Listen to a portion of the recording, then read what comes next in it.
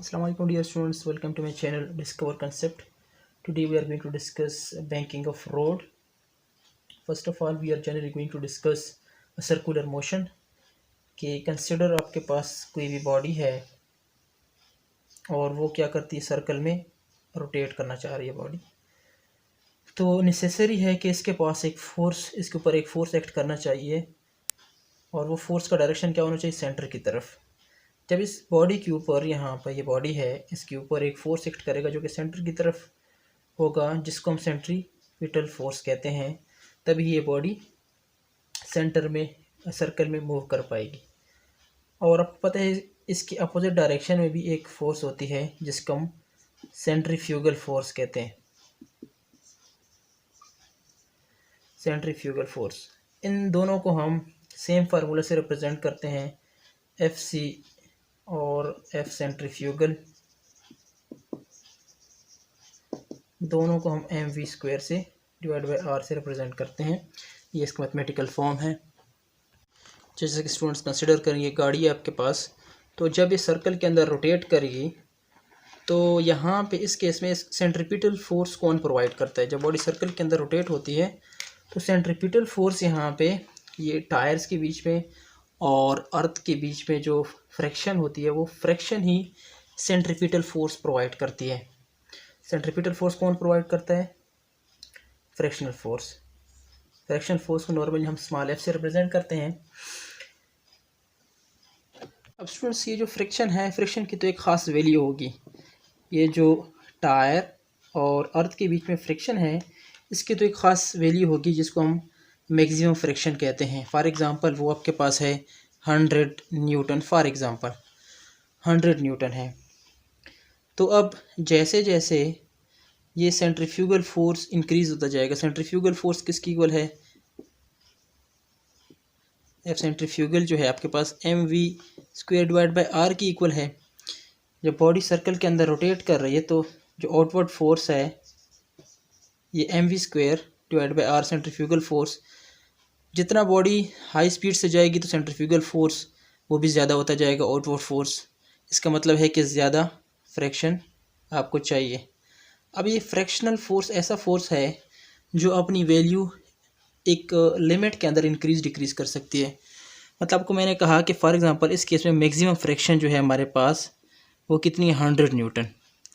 तो अब अगर एक बॉडी मूव कर रही है सर्कल के अंदर, इस वक्त इसके ऊपर जो सेंट्रीफ्यूगल फोर्स है 50 न्यूटन आउटवर्ड, 50 न्यूटन आउटवर्ड है, तो जो फ्रैक्शनल फोर्स है वो भी 50 न्यूटन होगा।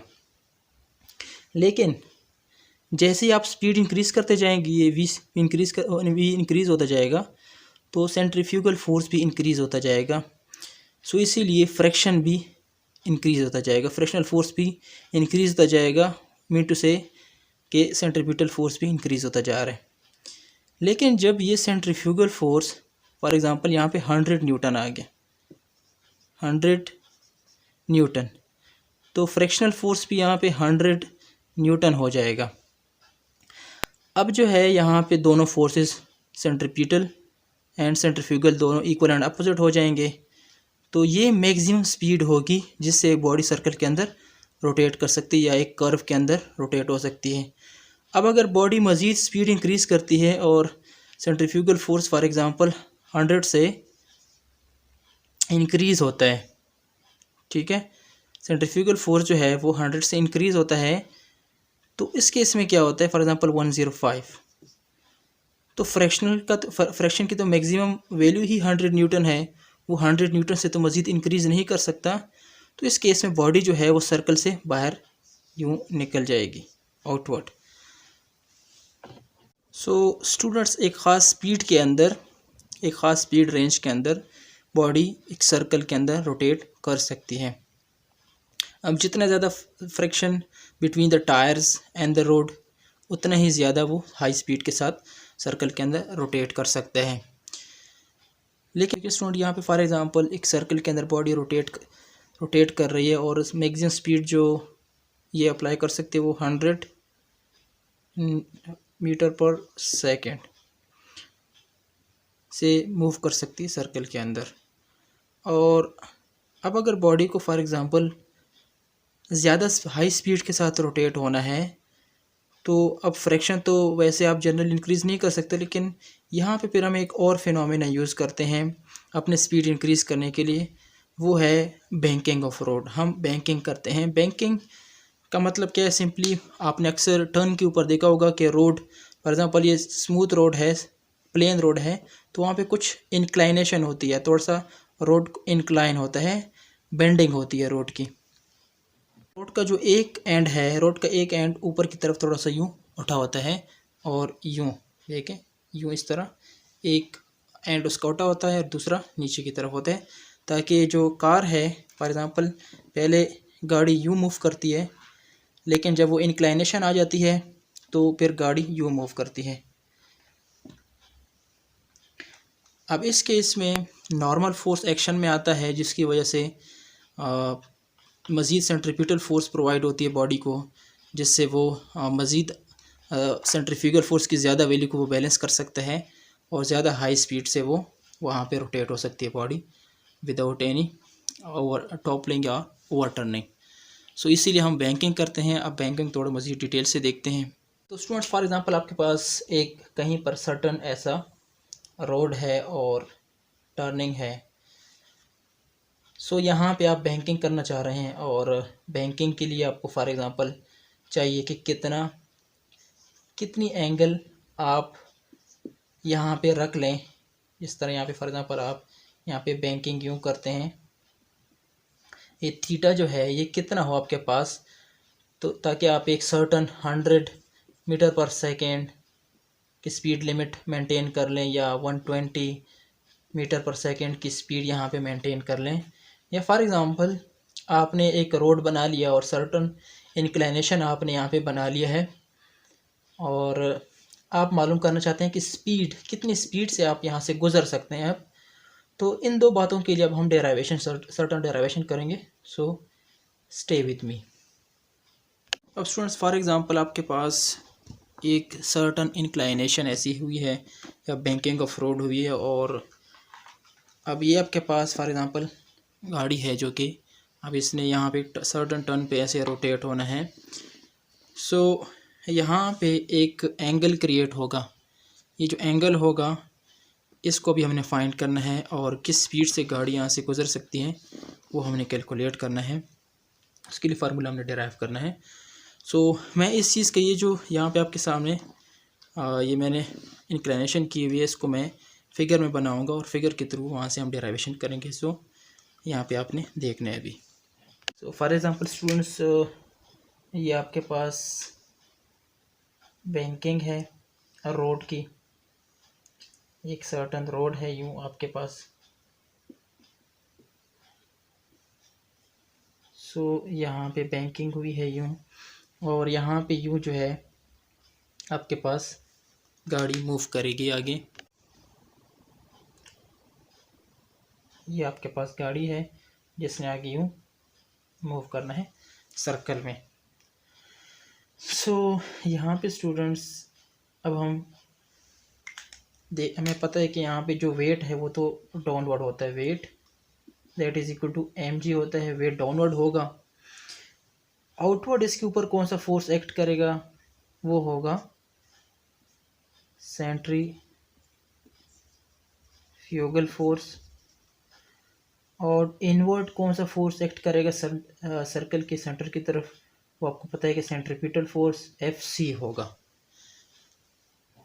इसके अलावा स्टूडेंट्स यहाँ पे वेट जो डाउनवर्ड है, इस वेट का नॉर्मल फोर्स अपोजिट डायरेक्शन में होगा, और ये बेंडिंग की वजह से, इंक्लिनेशन की वजह से वो बिल्कुल स्ट्रेट ऊपर की तरफ नहीं होगा, बल्कि वो थोड़ा सा इस डायरेक्शन में होगा, यूँ इस डायरेक्शन में होगा थोड़ा सा फोर्स, इसकी बजाय स्ट्रेट ऐसे ऊपर होने की बजाय यूँ थोड़ा सा इंक्लाइन होगा।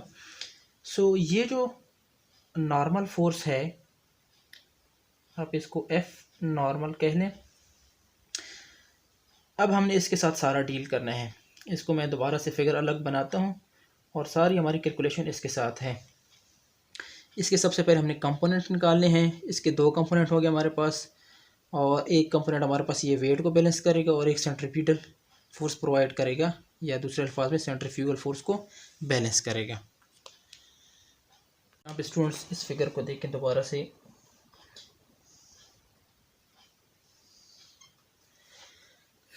ये देखें यहाँ पे ये हुआ नॉर्मल फोर्स, ये थीटा है हमारे पास। यहाँ से मैं एक नॉर्मल ड्रा करता हूँ, ये एफ नॉर्मल है हमारे पास। ये मैंने यहाँ पे एक नॉर्मल ड्रा कर दिया, मतलब कि परपेंडिकुलर लाइन। सो ये यहाँ पे 90, अब ये थीटा है ये 90, तो तीसरा क्या बच जाएगा 90 माइनस थीटा। सो ये करस्पॉन्डिंग ये एंगल भी आपके पास क्या हो जाएगा, ये भी 90 माइनस थीटा होगा, और ये थीटा है सो ये भी हमारे पास क्या होगा थीटा होगा। बहुत ज़रूरी है ये पॉइंट, बहुत गौर से देखें। ओके, यहाँ पे देखें कि ये हमारे पास क्या है, दोबारा से देखें नॉर्मल हमारे पास फोर्स है।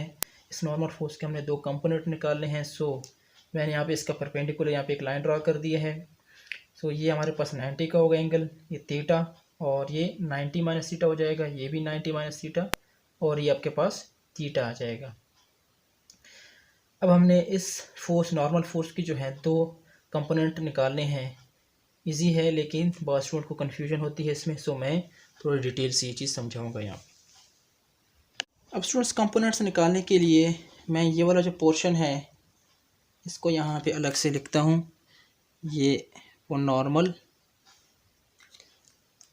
ये आपके पास एफ नॉर्मल हो जाएगा। यहाँ पे ये थीटा है, ये नॉर्मल फोर्स है। इस नॉर्मल फोर्स के अगर हम दो कंपोनेंट इसके रिस्पेक्टिव कंपोनेंट ड्रा करना चाहें तो ये इसका हॉरिजॉन्टल और ये इसका यूँ वर्टिकल कंपोनेंट मैं यहाँ पे ड्रा कर लूँगा। तो ये आपके पास दो कंपोनेंट हो गए इसके।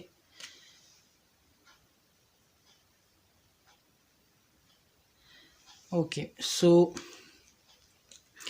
अब ये थीटा है, थीटा के सामने साइड जो होती है वो पता है कि परपेंडिकुलर यहाँ पे 90, तो 90 के सामने क्या होता है हाइपोटेन्यूज, और थीटा के साथ एडजेसेंट साइड जो होती है हमारे पास बेस होती है। अब हमने देखना है कि ये बेस हमारे पास किसके इक्वल आता है और परपेंडिकुलर किसके इक्वल आता है। सो हमें पता है कि साइन थीटा किसके इक्वल आता है, sine theta is equal to perpendicular divided by hypotenuse. जब परपेंडिकुलर हाइपोटेन्यूज है सो परपेंडिकुलर को ऐसे ही रहने दें, डिवाइड बाय हाइपोटेन्यूज की जगह एफ नॉर्मल पुट कर देंगे, एफ नॉर्मल फोर्स।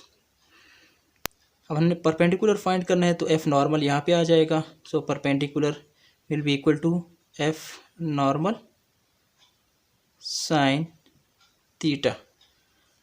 सो परपेंडिकुलर मेरे पास किसकी इक्वल आया, एफ नॉर्मल साइन थीटा। इसी तरह अब बेस को देखते हैं, cos theta is equal to क्या होता है, cos theta is equal to base और हाइपोटेन्यूज। बेस किसकी इक्वल होता है, सॉरी बेस को ऐसे ही रहने दें, हाइपोटेन्यूज यहाँ पे किसकी इक्वल है नॉर्मल फोर्स के, F normal. So base find करना है, सो एफ नॉर्मल यहाँ पे शिफ्ट हो जाएगा। So base will be equal to F normal cos theta. So base किसकी इक्वल है, F normal cos theta.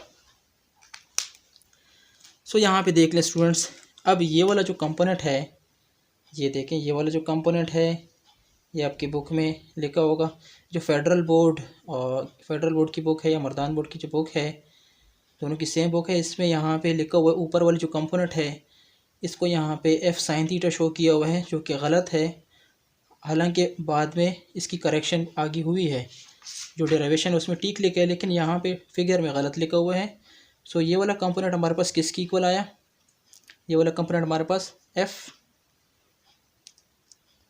N cos theta के बराबर आए। ये देखें बेस, ये वाला कंपोनेंट यहाँ पे जो था वो यहाँ पे हमने डिराइव कर लिया, किसकी इक्वल आया, एफ एन साइन थीटा। अब ये कंपोनेंट या इसको मैं यहाँ पे ले लूँ, क्योंकि दोनों पैरेलल हैं, ये और ये आपस में पैरेलल है। सो मैं दोनों में से कोई भी ले सकता हूँ, क्योंकि सेंट्रीफ्यूगल फोर्स तो यहाँ से प्रोवाइड हो रहा है, इसीलिए मैं इसकी बजाय ये यहाँ पे ले रहा हूँ। सो ये किसकी इक्वल हो जाएगा, एफ एन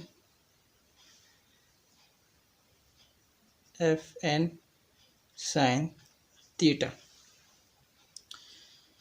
रफ थोड़ा ज़्यादा हो गया, but try to understand it. अब स्टूडेंट्स यहाँ पे देखें, ये जो ऊपर वाला ये कंपोनेंट है, ये वाला कंपोनेंट ये किसको बैलेंस कर रहा है, नीचे की तरफ क्या है, नीचे की तरफ इसका वेट है mg।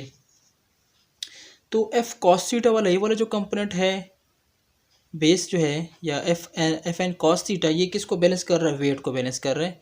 और ये जो कंपोनेंट है ये किसको बैलेंस कर रहा है, यहाँ पे ये इसका अपोजिट डायरेक्शन में यहाँ पे सेंट्रीफ्यूगल है।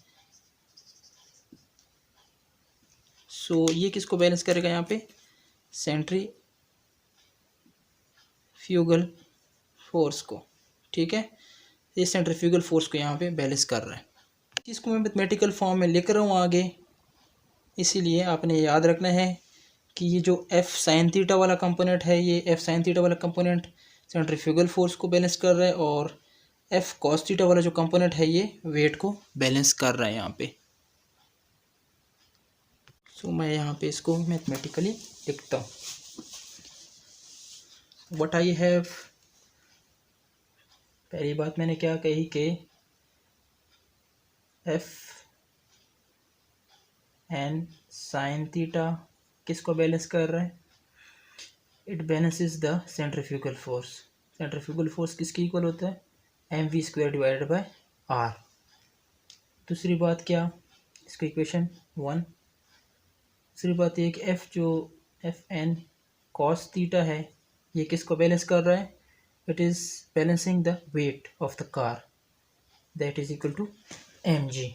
ये इक्वेशन 2। अब हमने क्या करना है, इन दोनों इक्वेशंस को, इक्वेशन 1 को डिवाइड करते हैं इक्वेशन 2 से एंगल निकालने के लिए। So 1 divide by 2, what we get, F N sine theta over F N cos theta, that is equal to M V square divide by R over M G. अब यहाँ पे ये टर्म्स कैंसिल हो जाएंगे, मेरे पास यहाँ पे sine theta over cos theta किसकी इक्वल होता है, tangent theta. Tangent theta is equal to ये V square divide by R और जी आपस में मल्टीप्लाई हो जाएंगे, so V square divide by R G के इक्वल आ जाएगा। ये स्टूडेंट्स इंपॉर्टेंट इक्वेशन है। अब इस इक्वेशन से हम मालूम कर सकते हैं अपनी लिमिट, स्पीड और एंगल दोनों फाइंड कर सकते हैं। तो सबसे पहले तो इसको इक्वेशन 3 का नाम दे देते हैं। अब अगर हमें फॉर एग्ज़ाम्पल मालूम करना है कि एक सर्टन स्पीड, फॉर एग्ज़ाम्पल 100 की स्पीड मुझे कहीं पे एक टर्न पे मेंटेन करनी है, तो उसके लिए मुझे जो इंक्लाइनेशन है वो कितनी इंक्लाइनेशन चाहिए, थीटा कितना होना चाहिए। तो उसके लिए इक्वेशन 3 को हम यूँ लिख सकते हैं, theta is equal to tangent inverse V square और आर जी। अब स्पीड तो मैंने, चूँकि हमने लिमिट रखी 100, सो 100 पुट कर लेंगे। जिस सर्कल में वो रोटेट करना चाह रही है गाड़ी, सो उसका रेडियस और जी की वैल्यू आपको पता है 9.8 मीटर पर सेकंड स्क्वायर है। सो आप इजीली यहाँ से एंगल, वो इंक्लाइनेशन की जो एंगल है वो आप फाइंड कर सकते हैं। अब स्टूडेंट्स फॉर एग्ज़ाम्पल कंस्ट्रक्टर ने रोड बना लिया, रोड बन गया, एंगल उसने फॉर एग्ज़ाम्पल 15 डिग्री की इंक्लाइनेशन दे दिया रोड पे। सो अब उसने फाइंड करना है कि गाड़ी फॉर एग्ज़ाम्पल मैक्सिमम कितनी स्पीड से यहाँ से मूव कर सकती है। तो उसके लिए सेम यही इक्वेशन 3 को हम यूज़ करेंगे। यहाँ पे जो इसको दोबारा लिख लेते हैं, tangent theta is equal to V square divided by R G. और यहाँ पे फिर देखें आर जी यहाँ पे शिफ्ट हो जाएगा, so R G tangent theta will be equal to V square और V square is equal to R G tangent theta and V will be equal to R G tangent theta under the root. So ये जो है आपके पास वो maximum speed है जो आप वहाँ पे अप्लाई कर सकते हैं। तो आपके पास जो एग्जांपल 5.3 है वो आप इस फार्मूले से सॉल्व कर सकते हैं, जस्ट वैल्यू पुट करनी है आपने। और जो असाइनमेंट 5.3 है सो वो आप इस फार्मूले से इजीली फाइंड कर सकते हैं, जस्ट वैल्यू की पुटिंग करनी है आपने। Students, thank you, do not forget to subscribe my channel discover concept. अल्लाह हाफिज़।